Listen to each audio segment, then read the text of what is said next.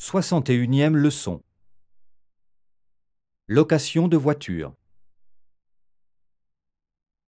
Mais après tout, c'est peut-être plus pratique d'y aller en voiture, se dit Catherine. Elle téléphone au renseignement et obtient plusieurs numéros de téléphone d'agences de location. Merci d'avoir appelé Hervis Location. Laurent, à votre service. Bonjour, je désire louer une voiture pour me rendre à Strasbourg. Bien sûr, madame. Quelle catégorie de voiture désirez-vous? Je ne sais pas. Pouvez-vous me donner quelques explications, s'il vous plaît? Eh bien, ça va de la catégorie A, qui correspond aux petites voitures, jusqu'à la catégorie E, les voitures haut de gamme. Une petite me convient parfaitement. Quelles sont vos conditions? Vous partez combien de temps? Du vendredi au dimanche. Si ça vous intéresse, venez à l'agence avec votre permis de conduire et une carte de crédit. Simple, n'est-ce pas? Laissez-moi réfléchir et je vous rappellerai jeudi ou vendredi. Bien sûr, madame, mais n'oubliez pas que nous avons beaucoup de demandes en fin de semaine. Exercice. Société française de gaz, bonjour.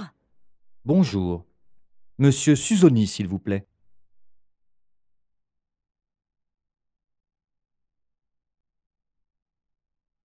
J'espère que cette chambre vous conviendra. Elle me convient parfaitement.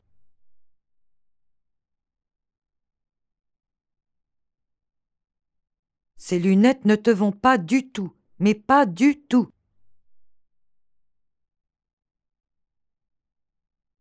Prenez le forfait. Ça revient beaucoup moins cher.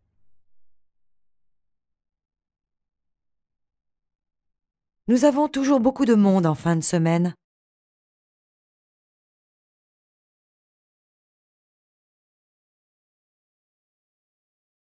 Soixante-deuxième leçon. Ne soyons pas trop sérieux. Un homme baratine une jolie serveuse dans un restaurant.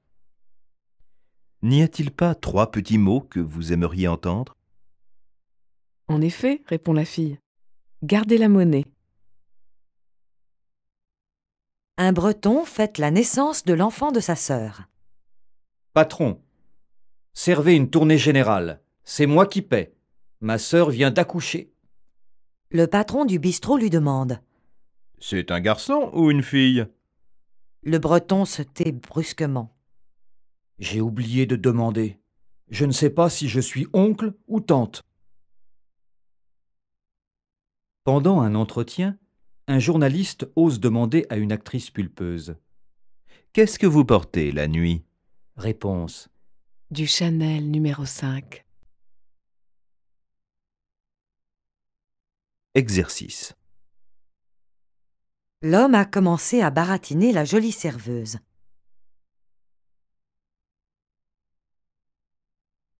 Qui lui a répondu « Taisez-vous ».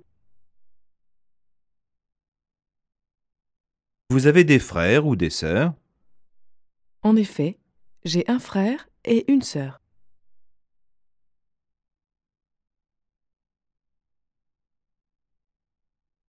Patron, ce n'est pas moi qui paie. Qu'est-ce que vous portez quand vous allez à l'opéra?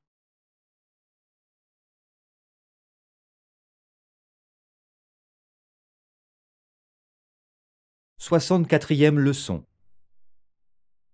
Bonne route. À l'agence de location.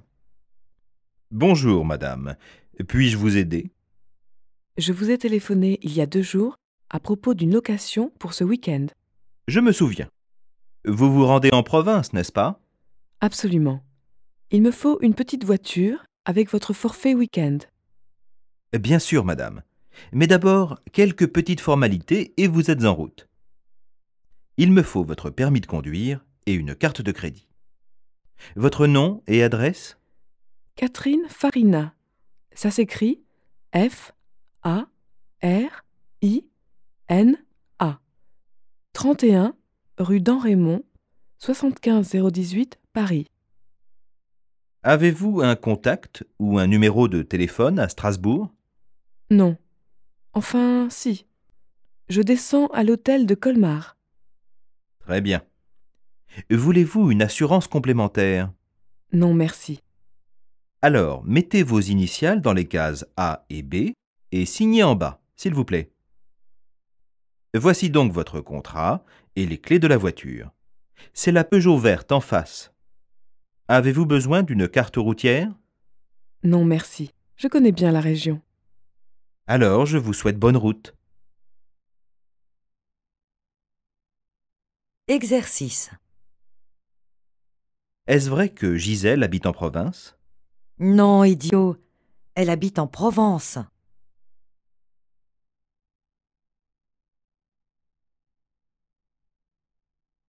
Il me faut absolument parler au directeur. À propos de quoi?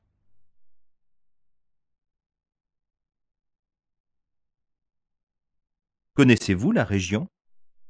Non. Enfin si, un petit peu.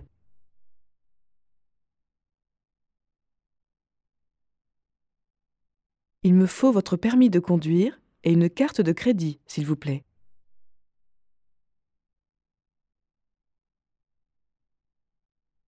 Savez-vous où je peux trouver une carte routière?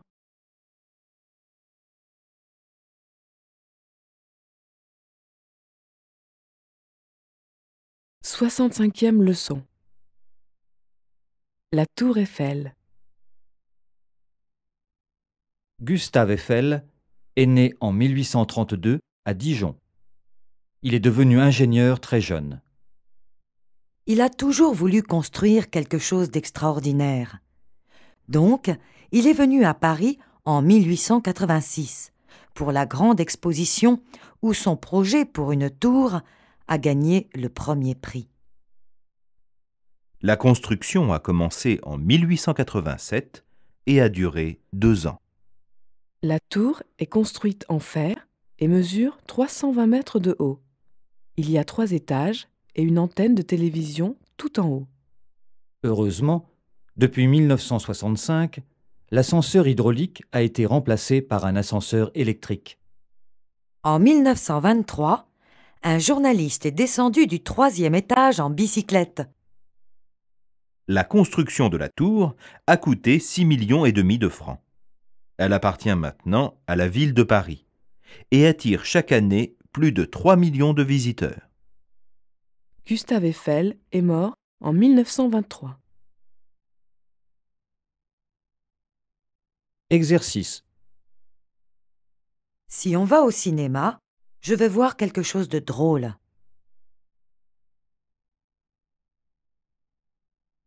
Sa tour a gagné le premier prix à l'exposition. La boîte fait 1 mètre de haut et 70 cm de large.